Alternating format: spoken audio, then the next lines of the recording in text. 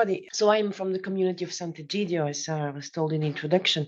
I would like to give a brief explanation because I suppose not everybody is familiar with what Sant'Egidio stands for. And so, yes, we were founded in 68 here in Rome as a lay movement right after the Second Vatican Council. So very interesting years for the church and also for the position of lay people. During his visit to our community in 2014, Pope Francis defined our community in a beautiful synthesis. He said, "You are the community of the three P's: prayer, poor, and peace," which are really key words for our community. The members of the community join together to pray, to help the poor, and to live the commandment of peace. There where we are. Since 1968, the community was spread worldwide. We have communities in more than 70 countries, and the mother house of the headquarters, if you wish, of our communities are still in Rome, where it was founded. So let's talk. Pia asked me to talk to focus on our Roman reality. I was born in Belgium, so you can see I'm not Italian, but I live in Rome since almost 20 years, and I knew Sant'Egidio in Belgium. And when I arrived in Rome, I joined the community of Sant'Egidio here. You all know Rome in one way or another, I think. Some of you may live here. Some of you may have been here for years. Others are still to discover the eternal city. It was said also by the architect, the beautiful ancient buildings, the churches, the center of the Catholic Church also, which makes the city so fascinating.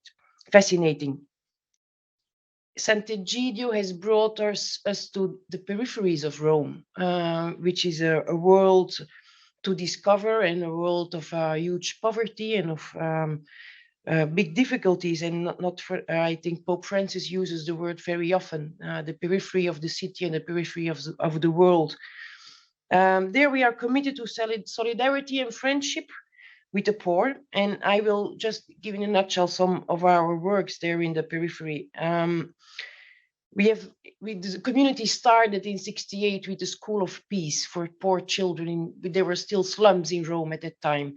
And we still, nowadays, after more than 50 years, we still have the same project for children in the peripheries who often survive in a hostile environment. Not only in the sense of violence, but also, unfortunately, it can be a cruel reality for them. There is violence, a lot of violence in the peripheries, but there is also the absence of a caring family, of pseudo families, of the lack of necessary resources, or simply the lack of somebody who has a dream for your future. So our volunteers help these children to build their future, help them with their schoolwork, give them a solid formation, which give them possibilities for their future, but also really to be brothers and sisters who walk with them, and that's what they need most. These peripheries bring us also with many elderly, and I want to stress this in our Western world, but also in many other continents. We see so many elderly, which is a huge,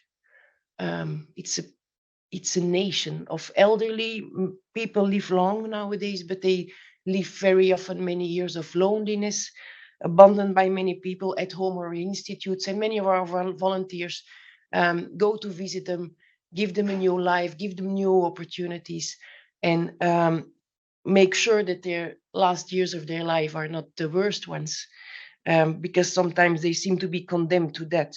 And sometimes for ourselves, it seems that that's what's waiting for us, but we are very convinced that it should not be true. A very important thing is the friendship with the homeless, and I will talk about it also later in my speech. In Rome, there are probably about 8,000 people living on the street or in very precarious conditions for different reasons. It's a tough life. It's not just poverty, but it's isolation, invisibility. In Trastevere, Sant'Egidio manages a big soup kitchen, and around the city, smaller or bigger groups of volunteers go bring meals to the homeless in the streets, in the parks, in train stations. self-made shelters. It's very impressive where homeless people live and in what conditions they live. They bring more than just a meal, of course. It's stopping for a chat, creating a personal connection, and remembering a birthday, making friendship flourish. And it's very important. It's learning from the Good Samaritan. He interrupts his daily routine. He was on his way to something, we don't know what, but he was on his way. And but he made time for the wounded man, and that's very important. We have a big ministry here for refugees and migrants. It's very important, we think, to the work of welcoming them in our cities. There are many, and the fact that the world is a bit on fire creates new refugees coming. We have a big school for language where they can learn Italian, but again, it's not only learning Italian, it's a first network where they can start their integration process. We think it's very important to that they are integrated. So we have to help them. Administrative matters, finding a job, healthy, finding peace again in their life, life in peace. Very many people arrive with many wounds. And then we have art labs for people with mental disabilities. Also there, I will talk about it later. People with mental disabilities, very often in the margins of our city. Pope Francis talks about the culture of waste, often reduced to their disability. And they have so many abilities which we have to discover and to value. So these are, I just give a small summary of some services of the Sant'Egidio Community for the poor. We call them services. We're all volunteers. In all these works, the main work is creating bonds of friendship. The first poverty is loneliness. And our experience is that those who are fragile or poor, they need in the first place somebody who accompanies them, somebody who is there, somebody who cares for them. And that's probably the most urgent need we meet. Sorry. I often like to use the image of a family. When one member of our family is in need, we don't start to make a program. We just love, and we find creativity in the love to help who is in need. And that's how we want to see our relationship with the poor. The community gathers in prayer everywhere where she is. Here in Rome, we are very lucky because our main evening prayer is, as Pia said, in the Basilica of Santa Maria in Trastevere, which is a beautiful place. But we have also places all around the city. Some would need an architect because they are sometimes just a room somewhere, which we try to make nice, because we think that the space to meet God has to be a beautiful space. We need to create these spaces. We are very busy with what we do for the poor, but Andrea Riccardi, who is the founder of our community, always says the prayer is our first work. And it's very important, because if not, we risk to become a social service, but we are not. We are a community, and the prayer is very important in our life, because we bring the wounds of the poor to God, and in the prayer we become community, and it unites us a lot. So that's very important for us. I want to say something about poverty and property and mission, as it's a big topic here. Also, to live the freedom of a disciple of Christ, because that's what we want to be, we should not consider our goods or our works as our own property, I think. In the story of the church, the goods have been called patrimony of the poor, and we shall not forget that. We need to find the spiritual management of the goods, and with Jesus as a model. He is poor, but full of solidarity. And this helps us to look to the future with more confidence. And if we look around us with Jesus' eyes, the eyes of the heart, we will understand that the question is not what our future will be, but what can I do now for you? When we talk about property or the riches of the church, we can also say that the riches does not refer only to material patrimony. Our patrimony consists also in our time, our mission, our energy, and our heart. And it's a very important patrimony of the church. In the Acts, we read that Peter said when he met the lame beggar, "Silver or gold I do not have, but what I do have, I give you. In the name of Jesus Christ of Nazareth, walk." And this is a very important sentence for us. There where we are with our riches is to be disciples of the Lord and to be able to bring the gospel. God gives an immense power to his people. He entrusts them his mission in an unconditional way. It is very important not to underestimate that our own life is an integral part of the patrimony of the church. And if we reduce the patrimony to material goods, the mission of the church dies. St. Ambrose of Milan said something very important about how to use the goods of a community, and I would like to quote him. You possess goods which guarantee your prosperity for many years. Don't limit yourself in conserving them. Make them bear fruit for yourself and for others. In which way? Deposit them in a place which is inaccessible for thieves. Guard them in the heart of the poor. You have no justification when you use for yourself what God wants to entrust to his people through you. And I think these are beautiful words, which we should always remember when we talk about property. Now, I want to give some concrete examples of our way to live in the city and how to reinvent purposes of buildings and of housing, because for our mission, we need, of course, also a shelter, a house, a roof. The first example I want to give is the story of the Villetta della Misericordia, the House of Mercy, here in the center of Rome. The Villetta della Misericordia finds its origin in the extraordinary Jubilee of Mercy, which took place in 2016. What's the story? In Rome, I told you there are more or less 8,000 people living on the street. Those people look for a shelter. Sometimes they find it in waiting rooms of stations, of hospitals. You may have seen in Rome, you see homeless people everywhere. They like to be somewhere where there is a roof. Also in the Gemelli Hospital, in the waiting room of the hospital, there were living many homeless people, and also around the grounds of the Gemelli Hospital. Many of these homeless people needed medical care, so they made a bit from these grounds of the Gemelli Hospital their home, which of course it's not convenient in the first place for themselves, because it's sad to live in a waiting room. It's also inconvenient for others, because of course it's not an easy situation for anybody. Now, in the year of mercy, Pope Francis asked all the faithful for a concrete sign of mercy. He said, "It would be very good for each diocese to consider what can we leave as a living memory, as a work of living mercy, as a wound of the living Jesus for this year of mercy." Now, Andrea Riccardi, as I told you, is the founder of Sant'Egidio. We discovered that there was an empty building on the grounds of the Gemelli Hospital, was not used anymore. So Andrea Riccardi asked the management of the Gemelli Hospital to entrust this building to the community of Sant'Egidio, where we could give a house to these people, the homeless people.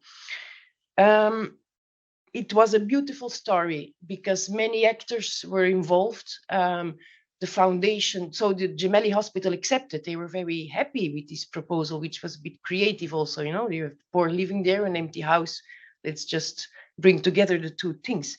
The foundation of the Gemelli Hospital financed the restructuring and the refurbishment of the building, and they take also care of the cost of the catering and the daily utilities. The daily work and the management of the house is entrusted completely to the volunteers of the community of Sant'Egidio. So the Villetta della Misericordia is now a reality since more than 5 years now. There are living more or less 20 homeless. They have all their own bedroom. Some are shared. The house opens in the afternoon, and they come there. They have an evening meal together. They sleep there. They receive medical care if they need it. They receive any kind of help because they are the volunteers there, they're friends, they wait for them. and they give them a new life. In the morning after breakfast, the house closes because volunteers have to go to their work, and we can't guarantee the opening of the house the whole day. So the Villetta is a kind of a hostel where the wounded man can find relief. Sometimes it's the beginning of a better life. When somebody lives on the street, everything becomes complicated. But when you have a place where you can have your stuff, where you can find peace, where you can find friends. Sometimes people manage also to get a more permanent house just because they've had in that kind of a hostel for a while, which can help them to jump. These are success stories, the ones who go on with their life. It's difficult, but it's not impossible. One friend defined it like this house is like a springboard, because once you have, when you don't have to live on the street anymore, you can find the balance and the strength you had lost. Some people didn't make it. None of them died alone, which is a victory, because we can say they've been snatched of the culture of waste and they didn't have to die alone on the street, because they've been accompanied, all of them, until the end by their friends. Those who are welcomed in the village are almost always completely alone. They have broken their relationships. They have lost the dimension of being a parent, a wife, a husband, and their life just collapsed. Some of them have psychiatric problems, others struggle with dependency of alcohol and the connected diseases, because it has huge consequences. There is a very close collaboration with the doctors of the hospital, and we try to accompany all of them, whatever their situation is, to a better life. There are various, I told you already when we started the house, the various partners working together is something which comes back in many things we do, a synergy of many people. And only thanks to all of these, a body can function. Also, the Good Samaritan was not able to help the wounded man alone. He brought him to the innkeeper who helped him. And there's a lot of wisdom in this. And we think when many people can work together for the good of the people, it gives a lot of joy and a good of excellent results. The wisdom is creating a family of people of goodwill. Sometimes people see the misery, the poverty, but they don't know what to do because they are alone, so they do nothing. We met many people like this. Many people have really very good intentions and they want to do something, but they don't know how. So, but when we are inserted in a community, the me becomes a we. And we see that it's possible to do many things. The mission of the church should help people to help. And we have to enable others to discover that there is more joy in giving than in receiving. Jesus entrusts a huge task to his disciples. This is a beautiful story when he asks his disciples to give food to the whole crowd with the poor things they have in their hands. It seems impossible, and Jesus could have thought to ask them to do less, to be more prudent. Let's not ask too much. It's too difficult. Let's not put too much weight on their shoulders. But Jesus looks at the crowd and sees their hunger. The hunger is there. So he needs workers for the harvest. And he has to ask his disciples to be generous. And they discovered that one, they have more faith than they thought. And sometimes we have to trust more and to doubt less. Just do. Jesus says, go. It's very important. Just let's try to do what we can and start doing it, and it will grow. The food is multiplied. And I think also the disciples they discovered a second thing. They have more energy than they thought. We have energy for so many things. Our world organizes Olympic Games. We fly to the moon, to Mars. We have energy for a huge amount of things. So also in our personal life, even I don't fly to the moon, but there is a lot of energy. So let's use this energy for the mission of the church. And so the question is not, can I do it, but do I want to do it? Do I really want this? And when I start changing the life of somebody else, which is really a huge relief, well, also my life changes and it becomes rich. So this about the Villetta della Misericordia, which is a beautiful story. I think it needed creativity, fantasy. We have other houses like this in Rome. We are much helped by Cardinal Krajinski, who sees in us a partner in mission, a mission for the church. And we have a house like this, Palazzo Migliori, at the just around outside the colonnade of St. Peter's. It's a similar house, and others in the peripheries. It's a very important thing.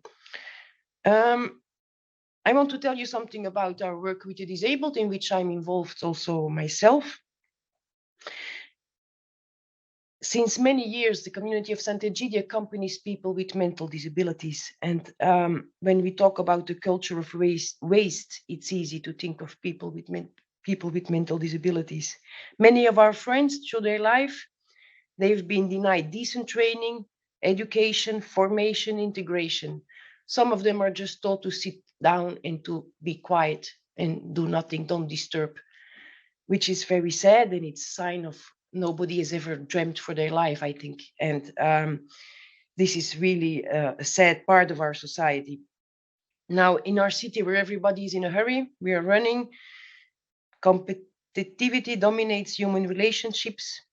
People with mental disabilities stay behind, and they stay hidden, they stay home. And who has time to listen to them when normal language sometimes is difficult? And who wants to discover their many unsaid words? Now we have art labs with them. In Rome, we have more or less 10 of them, both in the periphery and the city center. And art became an instrument of communication. We meet weekly in a joyly atmosphere with people with light disabilities, other very substantial disabilities. Some have also physical limitations. Some are young, some are aged. A very varied group. The first art is the friendship. The ability of being together, not longer alone. Together, we discover that no one is condemned to be reduced to his own weaknesses. And at the contrary, we discovered together hidden strengths. With their art, they communicate the beauty of life, the fragility we try very often to avoid, but we know it's unavoidably part of our lives. And they show us every day not to be afraid of what's fragile. An important project which grew out of the friendship with these people is our restaurant, the Trattoria degli Amici, the restaurant of the friends, in the heart of Trastevere. When years ago, some of our friends, they told us, I want to work, I want a job, which was for us, we are just volunteers trying to do things. Well, some of us started a little business with them, a little paninoteca. It was a little restaurant where you can eat salads and panini. And we immediately discovered that it was a very good choice. They have a huge ability, passion for the job. They have a disarming care for the clients. They're excellent waiters. And so it gave a lot of dignity because they had a job. They didn't have to live anymore from a pension or something. They contribute to the society, and it gives a huge a beautiful accent to the restaurant and the service to the clients. This little paninoteca is now a big restaurant. We employ 15 people with mental disabilities with a regular contract.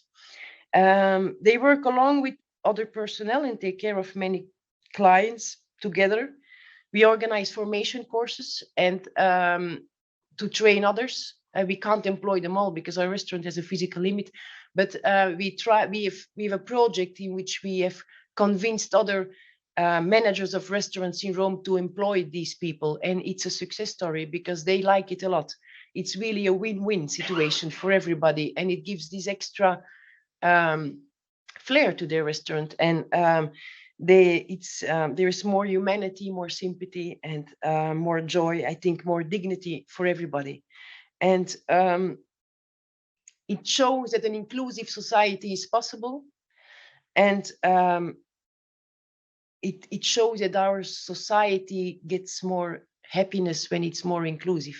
So it's contrary of what we sometimes think. We like to be exclusive, and we think that that will preserve what we have. But I think to be inclusive has shown us in so many cases what the riches it gives to us. I don't know how much time I have. I don't want to abolish the coffee break.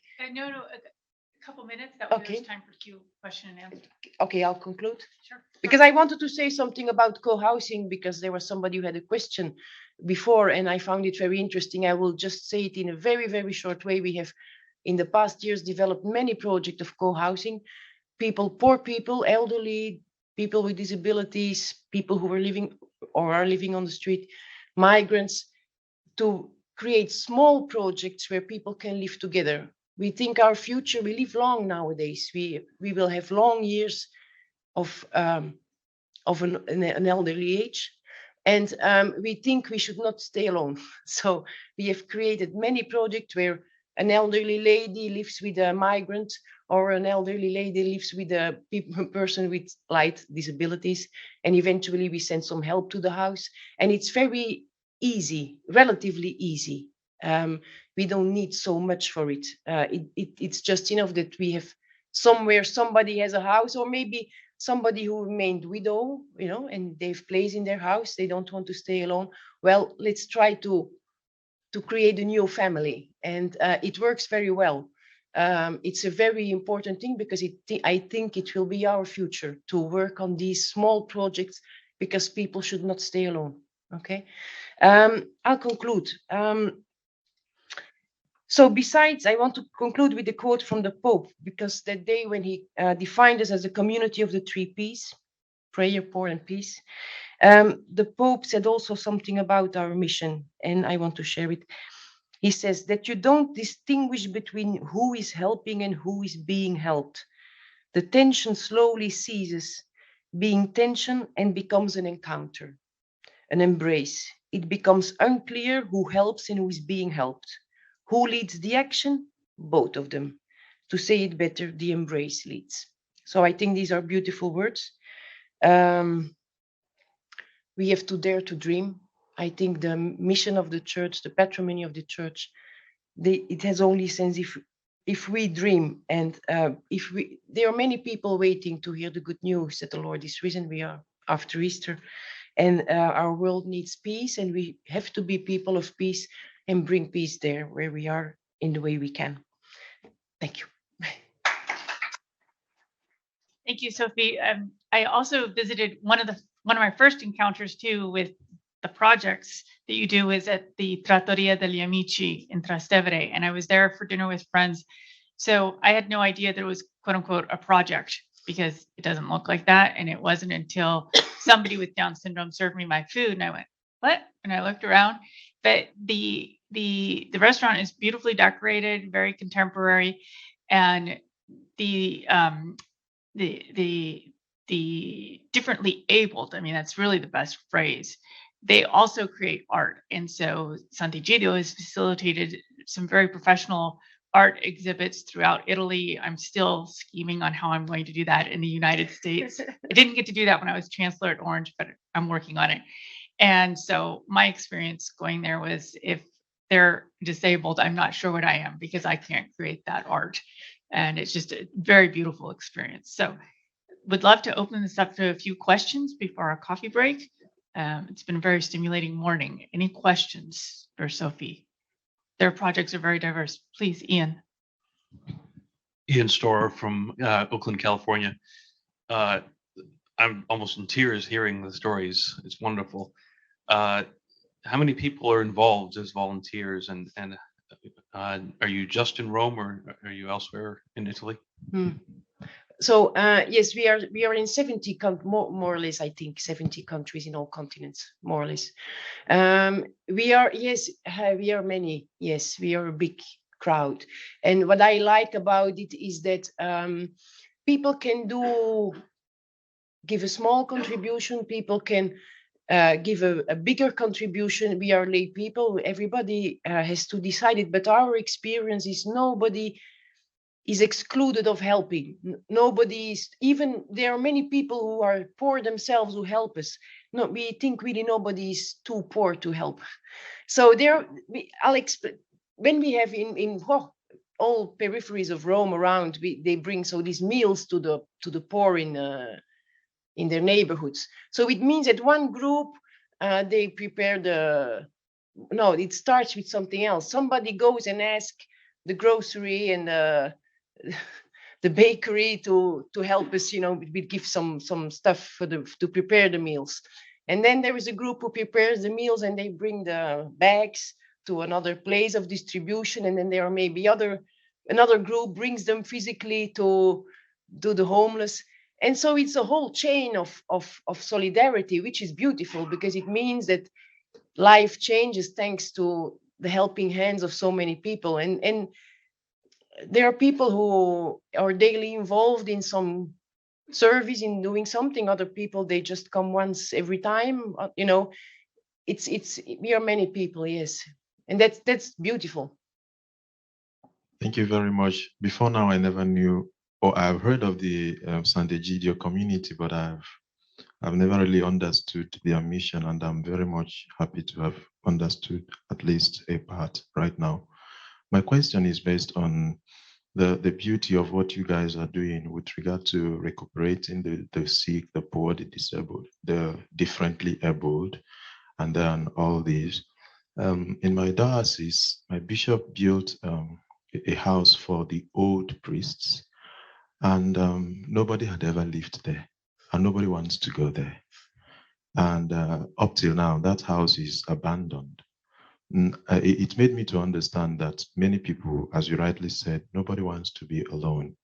What would you advise to future administrators or future pastors or even future evangelizers or so with regard to treating the old? This situation of the old people's home, do you think it's something worthwhile for our society of the present time? And if it is not so, how would you advise people go about it? It depends. The world of the elderly is a big challenge for many people. We have very nice experiences with what I said, these small projects, what we think is the ideal, not to live in a big structure, but to live in small communities, which can also be just 2 or 3. But of course, the conditions are different everywhere. So I think, yes, the key is not to abandon anybody. We have beautiful experience with our youth, the adolescents, from which my children are part. They go and visit elderly, and it's a fantastic match. Sometimes we think, for these young girls and boys, to go and sit with an old person, it's boring. Not at all. They love it. They really love it. It's like they find a place in their life where they have to keep quiet, where they can learn something, where they can feel something about fragility and tenderness, and they love to go there. And also these elderly people who would you say, but they would judge these young people who are, but it's not that they like it, that they bring some life when they come and visit them, and to bring some music and dance. And we do that in all our neighborhoods where we are present, and almost everywhere it's a success story. I think whatever we decide, because it is true in dioceses, retired priests, and we have to care for them. But the most important, whatever we do or what we decide or what's the best option, also economically or practically, they shall not be abandoned, never. I know that the Cardinal of Bologna, Matteo Zuppi, when he arrived in Bologna, when he became the Archbishop, he decided that his home would be in the home of the elderly priests. He lives with them because he wants that they are in good company, So I find that a beautiful thing that he needed a community to live in, and he chose to live with them, and he has a beautiful friendship with them. There where we are, I think there is a world of wisdom, a world of tenderness, a world of they can give us a huge value. So our biggest fear, well, at least mine, is to be alone, or to not to be loved, to be forgotten by the others. And how many people live somewhere in a home for elderly? Here in Italy, the institutions for elderly, sometimes they are really awful. In Belgium, you have beautiful places, you are catered for, it's fantastic. But what's all this care if you are alone? So many people who think, I bring my mother to a place and, they will care for her. after the pandemic has been tragic because so many people. A personal colleague I talked to, who said, "Oh, at the end of the pandemic, we could say that those who suffered less were the elderly because it's these young people who had to renounce to so many things." I said, "What?" I said, "These people have died alone. Nobody was there. They've suffered a huge loneliness. We have now we start to re-enter in many institutes where it was not possible to enter. We did parties under the windows of the elderly to show them that we didn't forget them. But now we can enter." And there was an elderly lady, and her daughter didn't come back after the pandemic. And we asked, "Why isn't she coming?" She says, "Because she's afraid. She's afraid to see my misery." Well, that's the world we are living in. And we really, as church, we should really question ourselves also in what's our mission. Thank you very much. Father Godwin, there's also a residence in Seattle. It was a nationwide first model. It's run by Providence. I think it's the Sisters of Providence. And so it's 3 tiers of living. So it's from independent living, assisted living to skilled nursing facility. But what they did was they incorporated a daycare for the local neighborhood.